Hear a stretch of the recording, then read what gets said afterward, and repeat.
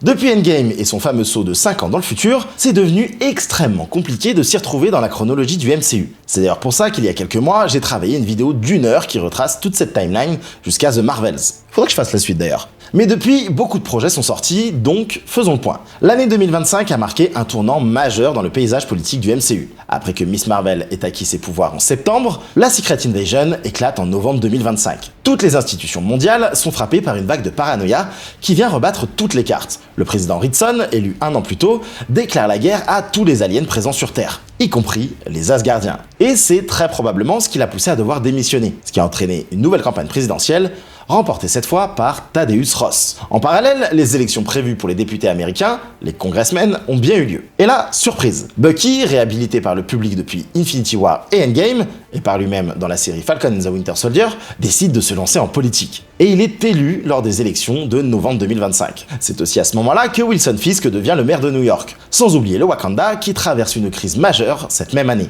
Il perd T'Challa, puis la reine, et Shuri, la nouvelle reine, disparaît. Deux des plus grandes puissances du monde du MCU entrent alors en instabilité totale. 2026 démarre donc dans un climat politique explosif. Surtout aux États-Unis. Fisk impose la loi martiale à New York et interdit les justiciers dans la série Daredevil Born Again. Et le nouveau président Ross se révèle au monde en tant que Red Hulk, ce qui le pousse évidemment à être démis de ses fonctions. Les Avengers, eux, ne se sont plus réunis depuis 2023, et le monde est désormais rempli de héros et justiciers agissant à leur propre échelle. D'ailleurs, à cet instant T, rien ne laisse à croire qu'ils se réuniront à nouveau. Clint semble avoir définitivement pris sa retraite, Doctor Strange et Thor sont introuvables, War Machine et Bucky sont des cols blancs, Hulk, Scott et Star-Lord la jouent tranquille, et Peter est devenu un inconnu. Sans compter tous ceux qui sont morts ou considérés comme. Les seuls qui pourraient encore jouer le jeu sont les Captain Marvel et America. Et encore, Sam semble être un rebelle. L'avenir des États-Unis reste donc trouble, gangréné par des jeux de pouvoir internes, notamment ceux menés dans l'ombre par Valentina.